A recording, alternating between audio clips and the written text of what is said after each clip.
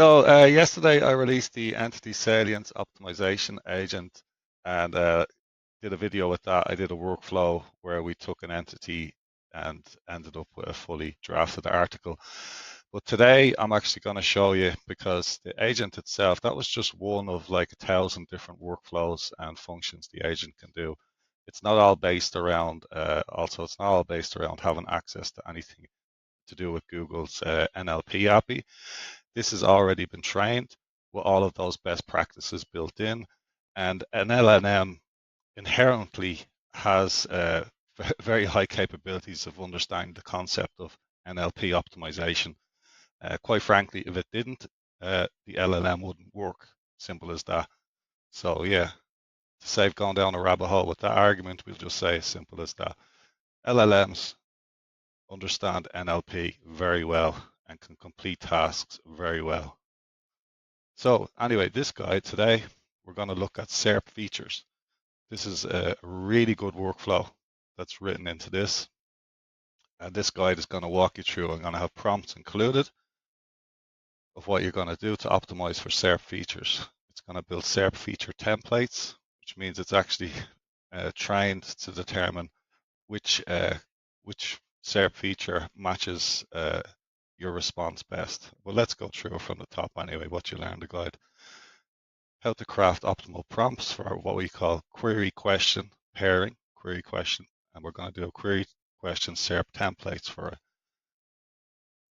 The best way to structure responses for Google's NLP and knowledge graph, and some real world examples, SERP feature templates that dominate the search ranking. Sorry for the power word dominate, but there you go. So there's prompts here as well. I'm going to go through each prompt step by step. You just put your topic in here, your entity, your topic, your keyword, your query, your article title, whichever one you want will work. So step one, as you can see, I've just pasted it out. Generate a list of top user queries related to, and we've chosen luxury water. Shout out to Corey Tuberk, he knows this market very well, so let's use luxury water for fun. Again, as I stated in other videos, I'm not adding any proprietary data in this video, okay?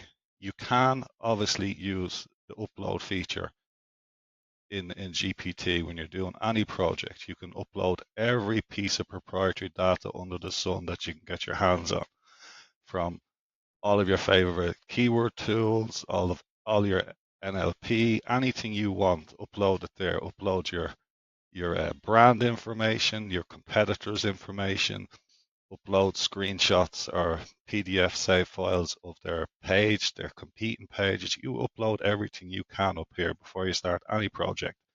So feed it as much proprietary data as you can from everywhere you can. That goes without saying. This isn't a replacement. This is complementary. So you give the LLM all of that data and then you begin your workflow. I'm just doing this in a sample video to save time. Simple as that. I'm not going to the effort of getting a load of fake files for a company or brand I don't work for a keyword I'm not targeting. I don't have that type of time. So this is a sample video. Upload all data you can, give it as much information you can. That'll save you a lot of time and make things much more accurate. But for sample purposes, this is what we have: luxury water, and off it goes. So it's created top queries related to luxury water categorized by search intent. So it's given some informational ones, comparative queries, transactional queries. Now, at any time, obviously it's probably given 10 for each there. At any time, if I wanted to target informational, I can just paste that out, and my next prompt I can say, expand on those queries, expand on those queries, expand on those queries, depending on what I want to specifically target.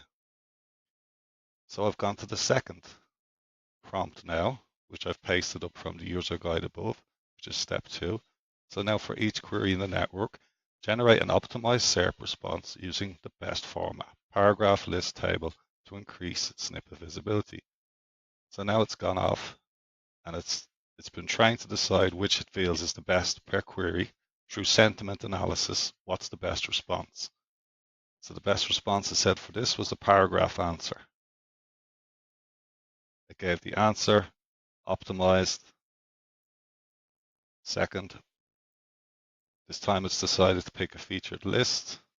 Again, answer, entities, attributes. This time it's decided to do a table for this query, and on and on. I think it done about 7 or 8 of those questions. As you see, there was a lot more, 10 in each. But obviously, if I wanted to drill down for each one, I'll just go back up and I'll take out like whichever questions. Maybe I say, do it for all of these. Just prompt it in and it will just focus on those ones. I'll go through all 3. So this output is obviously truncated because it's not going to be able to do 30. So it's just cut itself off and it's done 8 or 9 there, as you can see. So it's decided this one is a PAA answer, paragraph answer.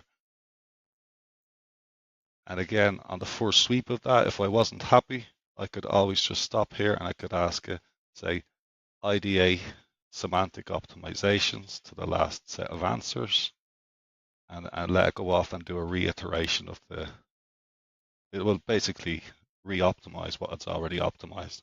And I could do that twice, I could do that 3 times until I'm happy. So this time I've gone to the next prompt and said, create a structured query SERP template, luxury water. It's done that. So here's a SERP template, optimize query categories and responses. So it's giving me the query type on this bar, the search intent, an example query, type of featured snippet I would expect, and then the type of response that it determines you should put in for that. So again, it's gone back and now it's talked here about the entity relationships reinforced in this answer. Same here. And again, as I said before, you can just like focus on a specific intent and have it drill down on queries and questions and templates for that all the way down till the cows come home. You just simply use the word expand equals and then just bracket off whichever section that you want to expand on, and it will do that till infinity. As I said, it prompted me here to do exactly that. Expand on the SERP template. For this case, I removed that schema markup and just said expand on the template with queries and long tail keywords integrations. Basically just pasted that out and just show you what it does. So luxury water, related entities, attributes, and again, expanded out on the template a bit.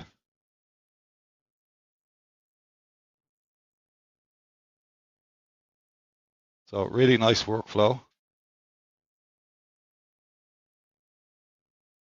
Last prompt, using the generated template, develop a full content cluster. So now we're going into topical mapping.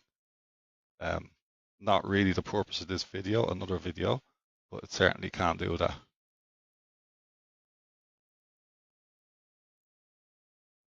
You can do all of that. But that's topical mapping, and that's another workflow. So yeah, SERP features, query question pairing, and SERP features, really good workflow. Do the first 5 steps first to get all the data in, upload all your data from all the sources you can, so it's working as accurately as possible. And then off you go to the races, following the steps that I'll leave in the guide. Okay, hope this video was helpful. Hope you enjoyed this GPT agent, and thanks for watching.